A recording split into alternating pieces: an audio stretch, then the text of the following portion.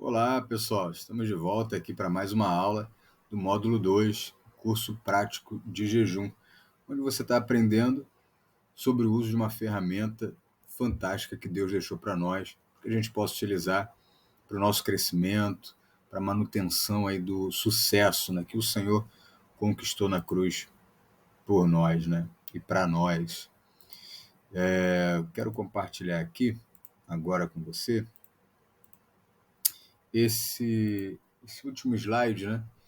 Onde a gente falou assim, mas e aí? Onde é que o jejum se encaixa, né? Depois de entender sobre o dia da expiação, o que envolve ali, né? Alguns detalhes sobre o dia da expiação, algumas coisas, na verdade, que envolve esse dia. O que o jejum tem a ver com isso? Né? Então, Deus estabeleceu o jejum nesse dia, ou seja, era um dia de jejum, um dia onde Deus deu uma ordem para que fosse feito o jejum. E ali, como que a gente entende o jejum a partir disso? Então, ó, esse slide aqui já traz, né, uma orientação para nós. Então, ó, devemos demonstrar, através do jejum, nossa profunda tristeza e lamentação a Deus devido à nossa condição pecaminosa e de suas consequências em nosso comportamento. Assim como Pedro e a recomendação de Tiago, devemos trabalhar um a um os pecados que nos afligem e que nos atrapalham, além de serem prejudiciais no desenvolvimento do nosso relacionamento com Deus. O que acontece? Lamentações 3 diz o seguinte: do que se queixa o homem vivente? Queixe-se dos seus próprios pecados. Então, como foi falado aqui em aulas anteriores, o fluxo natural da bênção está aí, está disponível para quem quiser. Mas, como eu disse antes, é o nosso comportamento, são as nossas decisões, é a nossa postura, são os nossos hábitos em relação a diversos contextos diferentes que prejudicam o nosso desenvolvimento, o nosso crescimento em todas as áreas da vida. Então, a gente tem aqui uma orientação de quê? De trabalhar um a um, porque não tem como se livrar de todos os defeitos, não tem como superar todas as limitações, mas todos os dias nós devemos trabalhar nas nossas limitações, né, em pontos estratégicos para que a gente possa melhorar, para que a gente possa ter um melhor desempenho. Por exemplo, se alguém chega hoje e diz assim, para mim, né? Para mim, fala assim para mim, Fábio, olha, tem uma oportunidade para você trabalhar na Petrobras, você vai ser o diretor, né, de, sei lá, de alguma área qualquer lá. Eu não vou poder. Ele pode falar assim: o seu salário vai ser de 30 mil reais, 50 mil reais. Eu não tenho condição, porque eu não sei. Então, Deus tem bênçãos extraordinárias, mas nós precisamos nos capacitar. A gente precisa trabalhar, né, esse autodesenvolvimento, esse desenvolvimento pessoal diariamente. Porque aí sim, né, por exemplo, lembrando aqui da passagem da parábola dos talentos. A parábola dos talentos, se você ainda não atentou para esse detalhe, atenta para esse detalhe.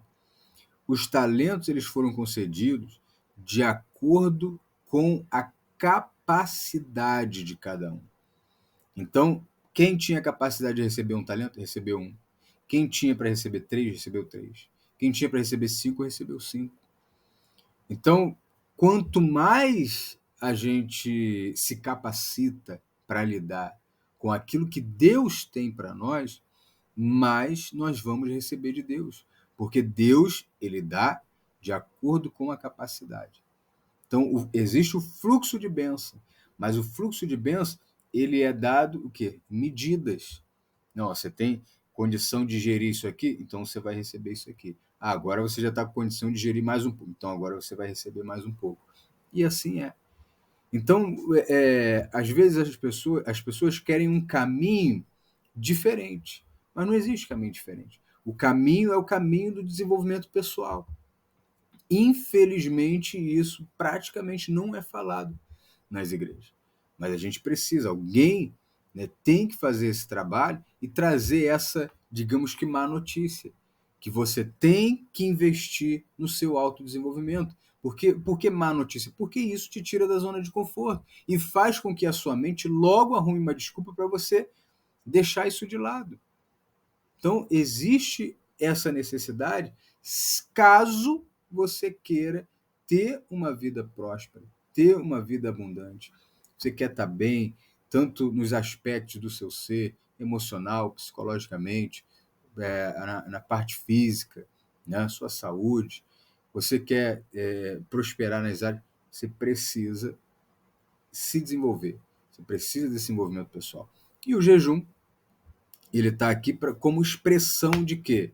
Não é porque eu fiquei desempregado, não é porque eu estou solteiro, né? Ou qualquer outra situação. O jejum é para expressar tristeza pelo pecado, pela condição que nós temos e que muitas das vezes entristece o coração de Deus, pelo nosso comportamento, pelas nossas ações, que muitas das vezes não mudam. Sai ceia, entra ceia. O pedido de perdão continua sendo pelos mesmos pecados, porque não houve progresso, não houve crescimento. Então, o jejum ele vem para isso. Por isso que Deus ele relacionou o jejum com o dia da expiação. O dia da expiação é o quê? É um dia de sofrimento, é um dia onde tem sacrifício, é um dia onde tem recordação de pecado, é um dia onde tem lamento, onde tem luto, porque, no caso, né, Jesus morreu por nós, o que por um lado, é positivo pelas consequências disso, por outro, é triste pelo fato da morte em si. Né? Não foi um evento, tanto que ele mesmo, antes de ir para a cruz, ele fala, Senhor, tem uma outra forma, né? Ou seja, se possível, passa de mim esse cara, a gente pode salvar a humanidade de um outro jeito, né? Basicamente isso. Então, não foi fácil, não foi uma coisa agradável. As consequências foram, né? Mas o momento ali foi desagradável. E o dia da expiação é esse momento. É o momento ali, é o momento do sofrimento, é o momento do luto, é o momento ali onde há o sacrifício.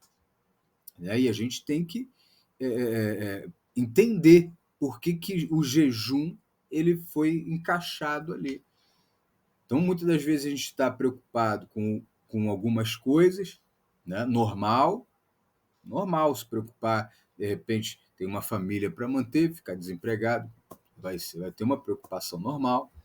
De repente sua saúde não vai bem, de repente, como Deus falou, não é bom que o homem esteja só, está sozinho já faz um tempo, aí não vou fazer um jejum.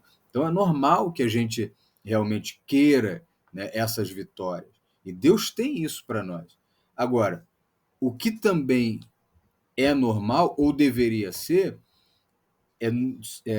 que cada um de nós, que a gente se lamentasse, que a gente refletisse, que a gente buscasse alternativas para não errar mais, pelo menos nos mesmos erros, sejam erros diferentes. Né? Então a gente tem aqui agora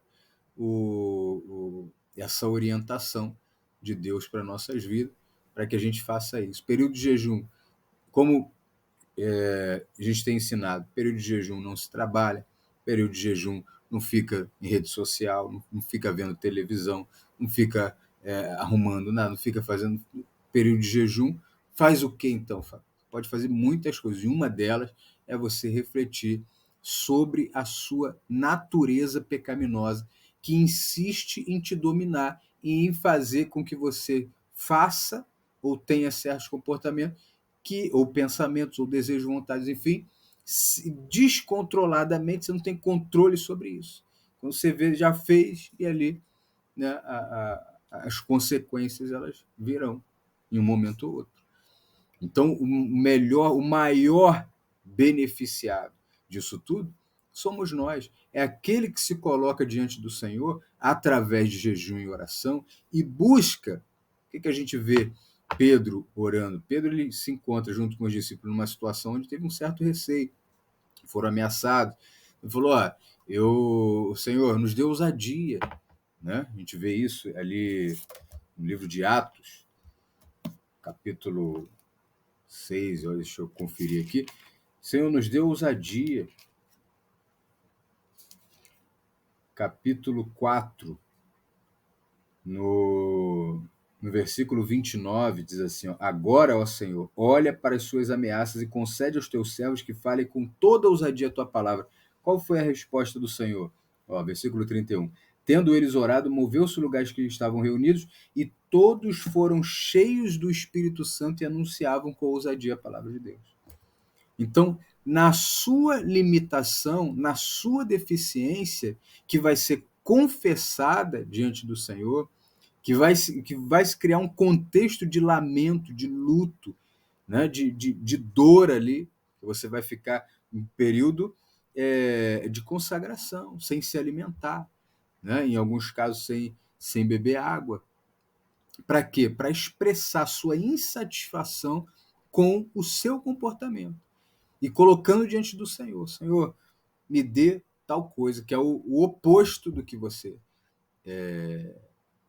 tem. Por exemplo, de repente, você é uma pessoa ansiosa, não sabe esperar as coisas. Então, Senhor, me dê, né, a perseverança, a paciência. Né? Uma pessoa que desiste fácil das coisas. Senhor, eu quero dar continuidade, eu quero ter foco, eu quero... Né? Então, isso vai fazer com que o Senhor ele responda. E ele responde com quem? Com o Espírito Santo, porque é o Espírito Santo que traz essa mudança em nosso ser. Então, é importante que você entenda isso. Se for necessário, reveja a aula, reveja o curso. A gente vai continuar aqui, ainda tem algumas aulas ainda, mas é importante, muito importante, que você entenda tudo isso para que você realmente tenha uma vida próspera na presença de Deus. Né? Quando a gente fala de prosperidade, não é só dinheiro, é muito mais do que isso. Deus te abençoe, até a próxima aula.